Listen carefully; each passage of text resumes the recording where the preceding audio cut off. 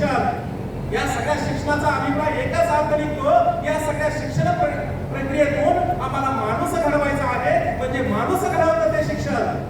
ज्या शिक्षण पद्धतीतून माणूस घडतो त्या पद्धतीला आपल्याला शिक्षण म्हणता येईल. आणि म्हणून शिक्षणाचं मूल्य प्रत्येक क्षेत्रामध्ये अत्यंत महत्वाचं आहे. कारण शिक्षणाशिवाय तरुणोपाय नाही, हे डॉक्टर बाबासाहेब आंबेडकरांनी सांगून ठेवलंय. शिका, संघटित करा आणि संघर्ष करा, हे बाबासाहेबांचं वाक्य आहे. आणि म्हणून शिकल्याशिवाय माणसाला माणूस पण येणार नाही. म्हणून शिक्षणाचं मूल्य अत्यंत महत्वाचं आहे. माणसाच्या ऑलराऊंडर डेव्हलपमेंटसाठी, माणसाचा विकास करायचा असेल, माणसातलं पशुत्व घडवायचं असेल आणि माणसाला माणूस बंद जोपायचं असेल तर ते फक्त शिक्षणच करू शकतं. एखाद्या राष्ट्राच्या प्रगतीमध्ये शिक्षणाचा प्रचंड मोठं योगदान आणि मोठा वाटा आहे. आणि म्हणून शिक्षणाला आम्हाला बाजूला ठेवता येणार नाही. जगाकडे जर आम्ही पाहिलं, जगातल्या प्रत्येक राष्ट्राचा जर अभ्यास केला तर आम्हाला जगाच्या पाठीवर 30 राष्ट्र पुढे दिसतात ज्यांची शिक्षण पद्धती विकसित आहे, ज्यांच्या शिक्षण पद्धतीनं त्या राष्ट्राला पुढे नेण्याचं काम केलं, ज्यांची शिक्षण पद्धती आदर्श होती ती राष्ट्र पुढे नेली. कारण नुसती साधन संपत्ती असून उपयोग नाही, नुसती माणसं असून उपयोग नाही, नुसती डोकी असून उपयोग नाही, तर त्या शिक्षण पद्धतीतून त्या ठिकाणी माणूस घडायला पाहिजे. जी शिक्षण पद्धती माणूस घडवते त्या शिक्षण पद्धतीलाच खरं शिक्षण म्हणता येईल. आणि म्हणून शिक्षणाचं मूल्य काय, तर माणसाच्या विकासाला चालना देणं, माणसातला माणूस शोधून काढणं आणि माणसाला संवेदनशील बनवणं. खऱ्या अर्थाने हे महत्वाचं वाक्य आहे की माणूस जोपर्यंत संवेदनशील बनत नाही तोपर्यंत त्या शिक्षणाला काही अर्थ नाही. कारण आजच्या शिक्षण पद्धतीमधून माणूस साक्षर होताना दिसतो आहे, मात्र तो सुशिक्षित होताना दिसत नाहीये. आणि म्हणून शिक्षणाचं महत्व अत्यंत महत्वाचं आहे. कारण याच शिक्षण पद्धतीनं आजपर्यंत अनेक आदर्श नागरिक घडवले ज्यांनी देशासाठी योगदान दिलंय आणि त्यांच्या बळावरच आम्ही या ठिकाणी महासत्तेची स्वप्न पाहतोय. परंतु अशी बोलण्यावर बोलले की माणसं आहेत जी शिक्षण पद्धतीतून घडली आणि त्यांनी देशासाठी योगदान दिलं. आणि म्हणून शिक्षणाचं मोल आम्हाला समजून घ्यावं लागेल, शिक्षणाचं मूल्य आम्हाला समजून घ्यावं लागेल. आमच्या महापुरुषांनी या देशामध्ये फार मोठे प्रयत्न केले समता प्रस्थापित करण्यासाठी, इथली गरिबी नष्ट करण्यासाठी, इथला अन्याय नष्ट करण्यासाठी, इथली अस्पृश्यता नष्ट करण्यासाठी, इथल्या रूढी नष्ट करण्यासाठी, इथल्या जाती परंपरा या सगळ्यांना घालवून देण्यासाठी महापुरुषांचं योगदान फार मोठं आहे. मात्र हे सगळं घालवायचं असेल तर फक्त शिक्षणच ते करू शकतं. म्हणून शिक्षणाचं मूल्य अत्यंत मोलाचं आहे. शिक्षणाच्या माध्यमातून आम्हाला हे परिवर्तन करता येईल. जर आम्ही समाज विकासाचे स्वप्न पाहत असो, आम्हाला समाजामध्ये परिवर्तन घडवायचं असेल, एक आम्हाला अपेक्षित उच्च दर्जाचा समाज घडवायचा असेल, एका वेगळ्या उंचीवरती जायचं असेल, देशाला महासत्ता बनवायचा असेल, भारताचा डंका जगामध्ये पेटवायचा असेल तर शिक्षणाशिवाय तरुणोपाय नाही. म्हणून ही शिक्षणाची गंगा तळागाळापर्यंत पोहोचली पाहिजे, आदिवासींपर्यंत पोहोचली पाहिजे, दलितांपर्यंत पोहोचली पाहिजे, स्त्रियांपर्यंत पोहोचली पाहिजे, नव्हे तर हिमालयाच्या डोंगर कड्यामध्ये राहणाऱ्या प्रत्येक माणसापर्यंत पोहोचली पाहिजे. आणि तेव्हाच खऱ्या अर्थानं शिक्षण आम्हाला पुढे नेऊ शकतं. दुर्दैवाने हे सगळं स्वातंत्र्याच्या नंतरच्या या कालखंडात सगळं घडू शकलं नाही. अपेक्षित शिक्षणाचा दर्जा आम्ही ठेवू शकलो नाही आणि शिक्षण पद्धतीनं आम्हाला अपेक्षित असणारा माणूस त्यातून घडू शकला नाही. आमचं दुर्दैव म्हणावं लागेल. मग शिक्षणाचं मूल्य काय, तर शिक्षणाचं मूल्य अत्यंत महत्वाचं आहे की माणसाला माणूस घडवून देशाच्या विकासामध्ये योगदान देण्याची क्षमता फक्त आणि फक्त शिक्षणामध्ये आहे. आणि म्हणून शिक्षण किती महत्वाचं आहे, कारण समाजामध्ये उच्च नीच जरी जर आम्हाला कमी करायचे असेल तर ते फक्त शिक्षण करू शकतं. इकडं आमच्या देशामध्ये आभाळाला भिडणाऱ्या इमारती शेजारी, एकीकडे इमारती आभाळाला भिडतायत, आभाळाला भिडणाऱ्या इमारती शेजारी इथं झोपडीचा आधार घेणारी झोपडी नसेल. जमिनीचा आधार घेणाऱ्या झोपड्यात आमच्याकडे, एकीकडे उंच उंच इमारती. म्हणून माझ्या देशामध्ये आभाळाला भिडणाऱ्या इमारती शेजारी जमिनीचा आधार घेणारी झोपडी नसेल. एकीकडे स्टार लोकांचा संगीताचा जल्लोष चालू असताना दुसरीकडे गरीब लोकांचा भुकेचा आक्रोश नसेल. आम्हाला शिक्षण पद्धतीतून हे साध्य करायचंय. आमच्या सावित्रीबाई असतील, महात्मा फुले असतील, छत्रपती शिवाजी महाराज असतील, छत्रपती शाहू महाराज असतील किंवा इतर महापुरुष असतील, या सगळ्यांचा लढा फक्त आणि फक्त समतेसाठी होता. आणि शिक्षणातून त्यांना समता अपेक्षित होती, मात्र समता निश्चित समाज आम्ही निर्माण करू शकलो नाही. डॉक्टर बाबासाहेब आंबेडकरांचा लढा हा जाती वादाच्या विरोधात होता, समता प्रस्थापित करण्यासाठी होता, मात्र ते आम्ही करू शकलो नाही. तुमच्या सारख्या आणि गोरे सरांसारखे मोजके साहित्यिक या ठिकाणी संवेदनशीलता जोपासताना साहित्यामध्ये माणुसकी जोपासत आहेत आणि माणूस निर्माण करण्याचं ते काम करत आहेत. आणि हे खरं शिक्षण आहे. मात्र दुर्दैवाने शिक्षणाचा अर्थ आम्ही समजू शकलो नाही आणि तशी शिक्षण पद्धती आम्ही राबवू शकलो नाही. जुन्या काळामध्ये प्राचीन शिक्षण पद्धती कशी होती, गुरुच्या घरी विद्यार्थी जायचे आणि त्या ठिकाणी शिक्षण शिकायचं. चारित्र्याचा विकास म्हणजे शिक्षण, कॅरेक्टर घडवण्याचं काम त्या ठिकाणी केलं जायचं. आणि स्वातंत्र्याच्या काळामध्ये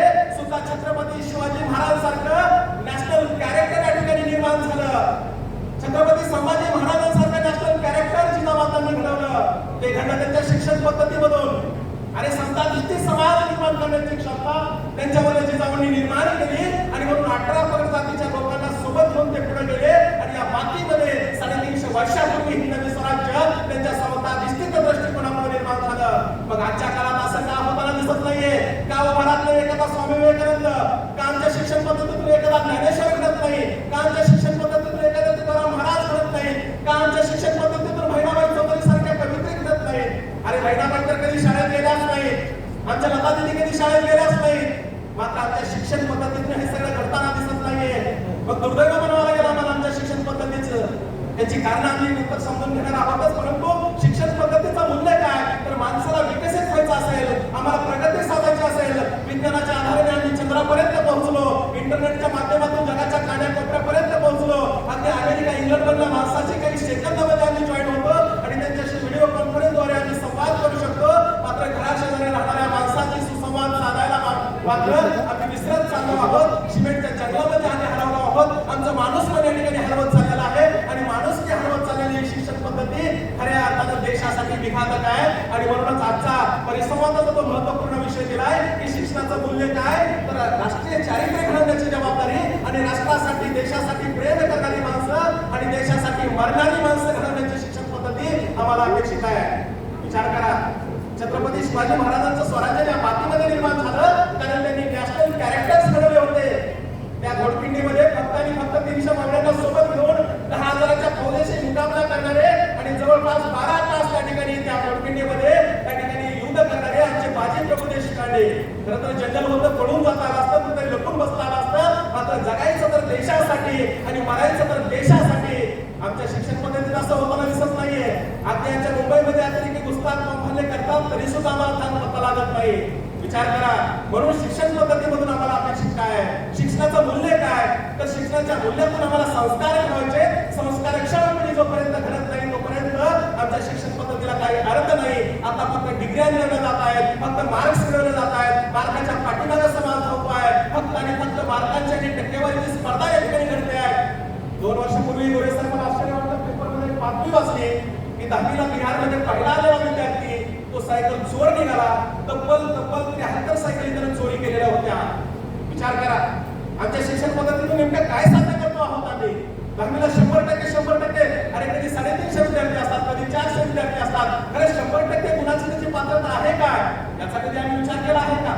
नीटच्या स्पर्धेमध्ये धावताना सुद्धा आम्हाला या सगळ्या गोष्टींचा विचार करावा लागेल. नेमकं शिक्षणाचं मूल्य काय, तर सर्जनशीलता जोपासणं आणि आदर्श समाजाची निर्मिती करणं, समाजासाठी आणि राष्ट्रीय विकासासाठी पोषक वातावरणाची निर्मिती करणं आम्हाला शिक्षण पद्धतीमधून अपेक्षित आहे. स्त्रियांचा विकास आम्हाला त्या ठिकाणी अपेक्षित आहे आणि समाजामध्ये सुशिक्षित पर्यटक तयार करण्याचं काम आमच्या शिक्षण पद्धतीतून होत आहे असं मला वाटतं. आणि म्हणून दिलेला हा परिसंवादाचा अत्यंत महत्त्वाचा विषय शिक्षणाचं मूल्य माणूस घडवण्यासाठी आहे, शिक्षणाचं मूल्य समाजाच्या प्रगतीसाठी आहे, शिक्षणाचं मूल्य राष्ट्राच्या विकासासाठी आहे, शिक्षणाचं मूल्य दलितांच्या विकासासाठी आहे, शिक्षणाचं मूल्य आदिवासींच्या विकासासाठी आहे, शिक्षणाचं मूल्य हे स्त्रियांच्या विकासासाठी आहे, शिक्षणाचं मूल्य शेतकऱ्यांच्या विकासासाठी आहे, शिक्षणाचं मूल्य गरिबांच्या विकासासाठी आहे, शिक्षणाचं मूल्य माणसाची माणुसकी जोपासण्यासाठी आहे आणि आम्हाला हे शिक्षण पद्धतीतून अपेक्षित आहे.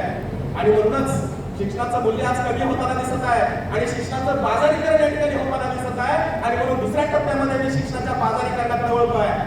खरं तर शिक्षण मंदिर राहिलं आहे का हो. आम्ही शाळेला ज्ञान मंदिर म्हणत असायचो, परंतु हल्ली शिक्षण किंवा शाळा आम्हाला ज्ञान मंदिर दिसत नाहीये. महाविद्यालयाची त्याच्यापेक्षा भयानक अवस्था मला दिसते आहे. आज महाराष्ट्रामध्ये नव्हे तर देशामध्ये किती महाविद्यालय आहेत जिथं राष्ट्रगीत गर्वच गायलं जातं, जिथं वंदे मातरम गायलं जातं, अशी किती शाळा कॉलेज आहेत. खरं तर आम्हाला विचार करावा लागेल, राष्ट्रप्रेम फक्त प्राथमिक शाळा मुक्त मर्यादित राहिला आहे काय. एकीकडे जिल्हा परिषदेच्या शाळांमध्ये प्रचंड उदासीनता आम्हाला दिसून येते, तर दुसरीकडे खाजगी शाळांचा या ठिकाणी बाजार मांडलेला आम्हाला दिसतो आहे. आमच्या शाळा आणि आमची कॉलेज कुठेतरी आम्हाला डिमार्ट आणि मॉल झालेले दिसत आहेत. हे विक्रीचं साधन बनलं आहे शिक्षण, पैसे देऊन डिग्र्या मिळवल्या जात आहे, ऑनलाईन शिक्षणाचा बाजार आमच्याकडे मांडलेला दिसतो आहे. खऱ्या अर्थानं शिक्षण विक्री होत असेल तर आम्ही त्यातून काय मूल्य अपेक्षित करणार. एकीकडे मार्कांची स्पर्धा करत असताना नीटच्या मार्कावर, सीईटीच्या मार्कावर आणि जेईच्या मार्कावर जर परीक्षित होत असेल तर तुम्हाला त्या ठिकाणी मूल्य काय मिळतील.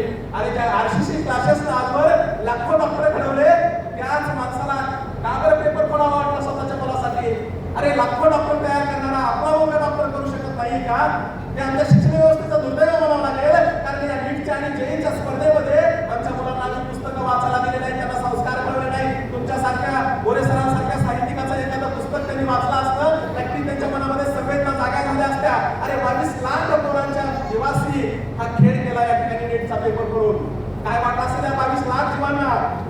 अरे काय 22 लाख या जवानच्या मेहनतीचं बोल. अरे किती मेहनत घेतली असेल यांनी, प्रचंड मेहनत घेऊन त्यांनी परीक्षा दिली आणि शेवटचा घटनेचा श्वास त्यांनी सोडला. आपलं सामान पॅक करून आपापल्या घरी कसे तरी गेले होते आणि टीव्हीवरती बातमी पाहिली.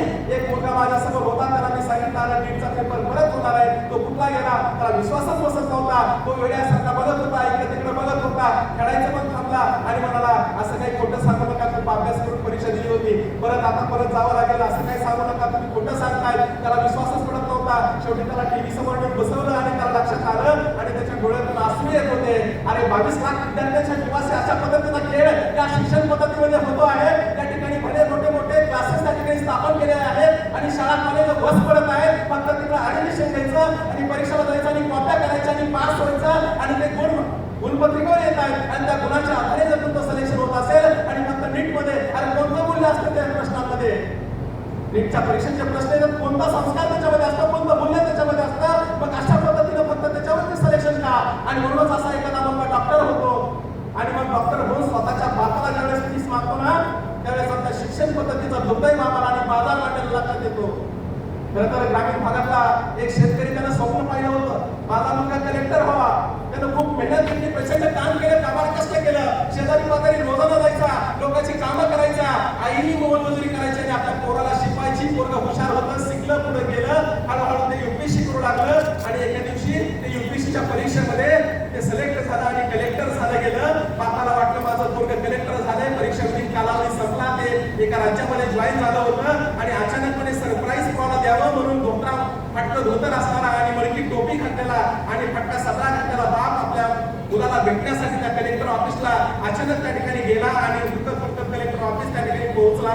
ज्यावेळेस त्या मुलानं पाहिलं आपला अशा उतरातला बाप बाहेर बसला, त्याचं आजवर लक्ष नव्हतं. शिपायाला विचारत साहेबाचं वडील म्हटल्यानंतर मध्ये सोडलं गेलं आणि त्यानंतर मध्ये आल्यानंतर मात्र पोरग प्रचंड संतापलं, जवळलं गेलं. तुम्ही मध्ये कसं काय आलं तिथं, माझं रेप्युटेशन खराब करता काय, मी कलेक्टर आहे, तुम्हाला अक्कल आहे का, तुम्हाला काही कळतं का, तुम्ही अशा वेशामध्ये इथे येता काय.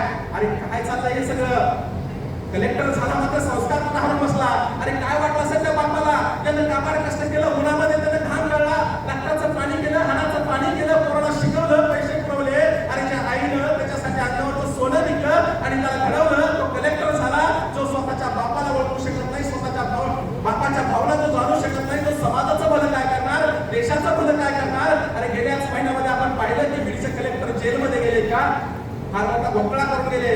कारण आमच्या शिक्षणामध्ये संवेदनशीलता हरवली आहे, आमच्या शिक्षणामध्ये मूल्य हरवले आहेत, आमच्या शिक्षणाचं बाजारीकरण झालेलं आम्हाला दिसतंय. ऑनलाईन शिक्षणाच्या नावाखाली मोठे मोठे विद्यापीठ आमच्या देशामध्ये येत आहेत आणि आमच्या देशाची पोरं सुद्धा जगातल्या कुठल्याही विद्यापीठामध्ये ऑनलाईन शिक्षण या ठिकाणी घेत आहेत. 1990च्या कॅट करारानंतर या ठिकाणी शिक्षणाचं बाजारीकरण आम्हाला होताना दिसतंय. मोठमोठ्या इमारती आमच्याकडे स्थापन होताना दिसत आहेत, इंग्लिश स्कूलचे मोठमोठ्या इमारती आमच्याकडे स्थापन झालेल्या दिसत आहेत आणि फक्त फीस स्ट्रक्चर आणि त्या ठिकाणी इमारती आणि त्या ठिकाणी मेंटेनन्स आणि मार्केटिंग यावर भर देताना आम्हाला त्या ठिकाणी शिक्षण संस्था चालक आम्हाला दिसत आहेत. परंतु खऱ्या अर्थाने त्या ठिकाणी गुणवत्ता निर्माण होते आहे का. आपण फक्त विचारतोय मार्क किती पडतायत, परंतु आम्ही कधी विचारलंय का तुमच्या शाळेतून आजपर्यंत एखादा माणूस घडलाय का, ज्यानं समाजाचं काहीतरी परिवर्तन केलंय. माणूस घडवणारं शिक्षण त्या शाळेमध्ये दिलं जात आहे का, याचाही विचार आम्ही कधी केलाय का. खरं तर आम्हाला खऱ्या अर्थाने विचार करण्याची गरज या ठिकाणी पडलेली आहे. खऱ्या अर्थाने आम्हाला विचार करावा लागेल शिक्षणाचं होत असलेलं बाजारीकरण. अरे एवढ्या मोठी सभागृह लातूर सारख्या शहरामध्ये आहेत, तिथं हजारो विद्यार्थी एकाच वेळेस त्या ठिकाणी ट्युशन मध्ये जातात आणि 8 तास बसतात आणि शिक्षण घेतात आणि भले मोठे पोतेचे पोते त्या ठिकाणी करून नेले जातात पैशाचे. आणि मग अशा पद्धतीनं शिक्षणातून पैसा कमवणं आणि पैशाच्या मोबदल्यामध्ये मार्गांची स्पर्धा लावणं आणि त्या ठिकाणी जे टॉपर्स असतात त्यांच्या बुद्धिमत्तेचा उपयोग त्या ठिकाणी बॅनर्स झळकवण्यासाठी आणि त्यांच्या यशाच्या जोरावरती आपलं मार्केटिंग होण्यासाठी या ठिकाणी केला जातो. आणि नैतिक मूल्य आणि नीती मूल्य त्या ठिकाणी विसरताना आम्हाला समाज दिसतोय. आमची शिक्षण पद्धती नेमकं काय घडवते, या शिक्षण पद्धतीनं आम्हाला अपेक्षित काय, आम्हाला शिक्षण पद्धतीतून नेमकं निर्माण करायचं काय आहे, आम्ही काय साध्य करतो आहोत. खरं तर आमच्या देशामध्ये इंग्रज आले, 150 वर्ष राहून गेले, त्यांना अपेक्षित असणारी शिक्षण पद्धती रुजून गेले, ते निघून गेले. मात्र आम्ही त्यांची शिक्षण पद्धती मात्र सोडली नाही. आमच्या समाजाला अपेक्षित असणारी, देश घडवणारी, देशाला पुढे नेणारी, देशाला प्रगतीकडे नेणारी आणि महासत्तेची स्वप्न पाहणारी आमची शिक्षण पद्धती आम्ही घडवू शकलो नाही. का आमच्या या शिक्षण पद्धतीतून आज डॉक्टर एपीजे अब्दुल कलामांसारखा एखादा नेता का घडत नाहीये. अरे खरं तर दारामध्ये 18 गाड्या होत्या, 18 कडक. ज्यावेळेस राष्ट्रपती पद संपलं त्यावेळेस डॉक्टर सामान्यांचं होतं केरळातून 18